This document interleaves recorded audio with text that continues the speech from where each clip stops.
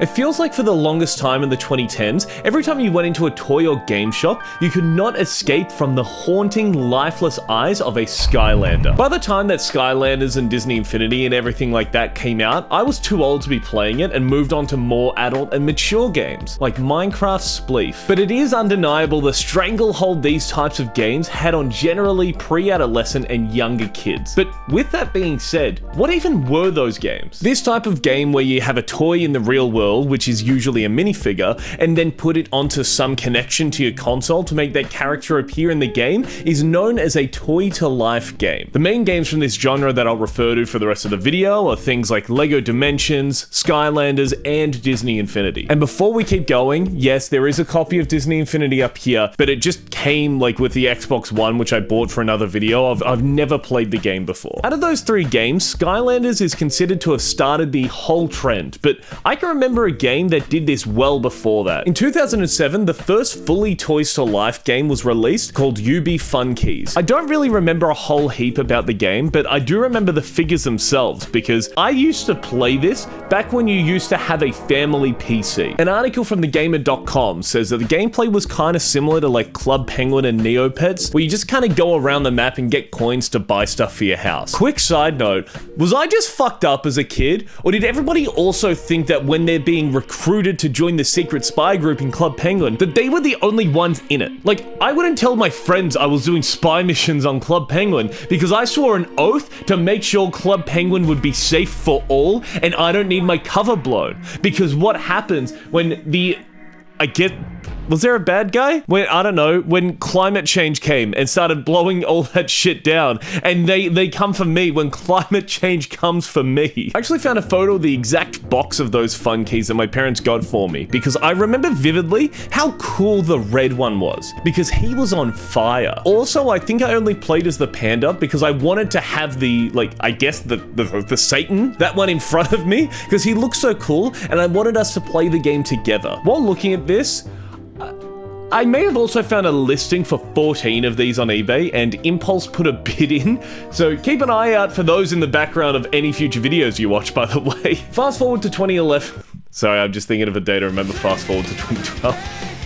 That's so stupid, cut that. Fast forward to 2011 and Skylanders was released, which really did change gaming for a while. Like I said, I never played it, but by the time LEGO Dimensions came out, I do remember seeing some ads for it and thinking it was cool. The way those games were able to figure out which character to spawn in the game actually had nothing to do with the character itself, and instead was most of the time just based off of an RFID chip in the bottom of the characters. This would also apparently save progress with the character, so you could switch in and out without skipping a beat. It's a really cool idea for a system in a game, but how did it all get so big? Like I was saying before, if you were even paying attention and weren't just looking at your stupid phone, Skylanders was the first of the newer games to use this toy-to-life mechanic and really paved the way for everything that came after it. According to thegamer.com, the entire idea of the game spawned from Activision wanting to reboot the Spyro series, which before this had its last game released in 2005. It's really interesting reading this article now because even though it was written in 2023,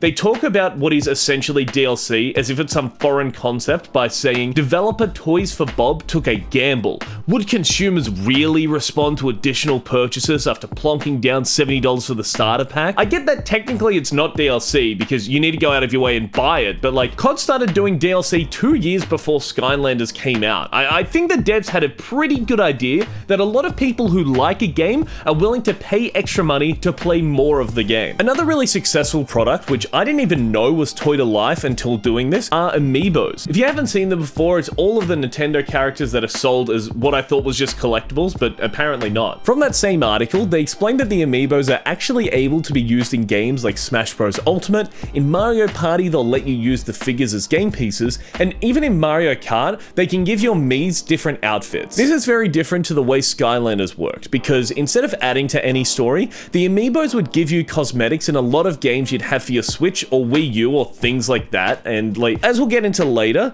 it did give them more longevity than the Skylanders themselves. Speaking of longevity, this whole phase didn't last very long. By the time it got to around 2016, it seemed like the interest for toy-to-life games kind of peaked. Up until this point, it's estimated that Skylanders made roughly $3 billion in total sales. There was also a cartoon for Skylanders which just has such a strange assortment of actors in it. Like, you have people like Patrick Warburton, Norm Macdonald, and Jonathan Banks, but then also Dan TDM shows up in this, as well as James Hetfield, the singer and guitarist of Metallica. At the same time as the game was getting more and more popular, a new game was quickly catching up to try and overthrow Skylanders as the most popular minifigure game, and that was a game released in 2015 called LEGO Dimensions. I could be wrong, but to me it seems like the general consensus online is that this is the most fondly looked upon game of this genre. Even now, if you go onto eBay, a lot of the complete expansion packs for that game sell for roughly the same price they did when they were first released. Personally, I feel like this is probably because making it a LEGO game makes it more accessible for all ages. You know, there's not really a stigma about who should be playing what, because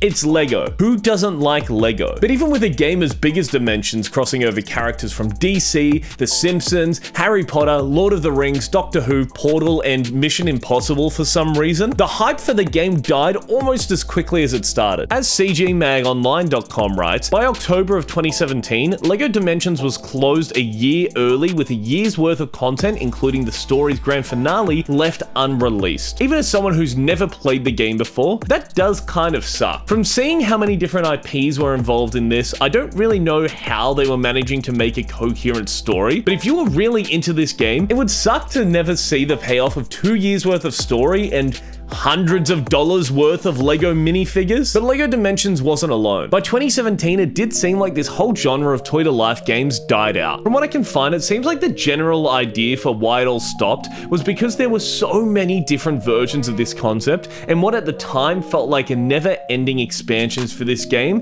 that I think people just kind of gave up on. From what Time Magazine reports on what feels like an advertisement by Big Gaming, starter packs in general for most of these games would be around $60+, and any extra sets would end up being around an extra $30, which like is usually fine. At the moment, it's like 90 to 100 Australian dollars for a game and will be another $15 to $25 for DLC. But I think when the target audience aren't people who really have their own money and have to ask their parents to buy it for them, after a while, more and more parents are going to start saying no. But what about in 2024? Are these types of games still being made? Not really, no. The only thing that really has any new products coming out is the Amiibos. Earlier when I was talking about longevity, this is something that nothing from this era has really done besides Nintendo. This is because all of these minifigures were linked to one single game at a time. Once you got bored of that game, there's no reason to keep buying anything. But the difference between what was done by most and what Nintendo did was how diverse they made the Amiibos. TheGamer.com argues that the reason they stayed popular is because Nintendo didn't tie the figures to any one title.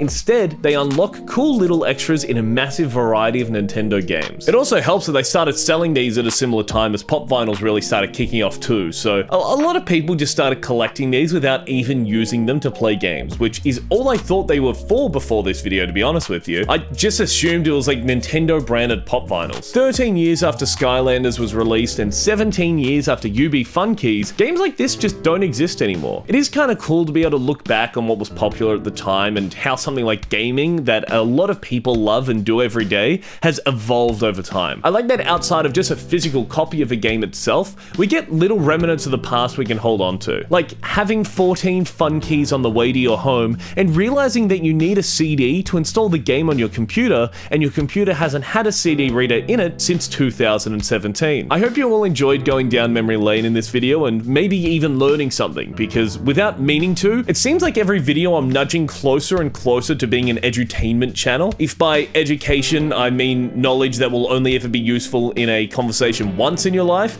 maybe twice if you're lucky. So thank you for watching this video and letting me stuff your brain full of useless information. Maybe again if you're watching me again. If you enjoyed the video, please leave a like, and if you want to support more videos where you feel like you're learning something, you can subscribe to see more of these. But to be clear, you're not learning anything. Thank you again so much for watching. Have a good one, and I'll see you later.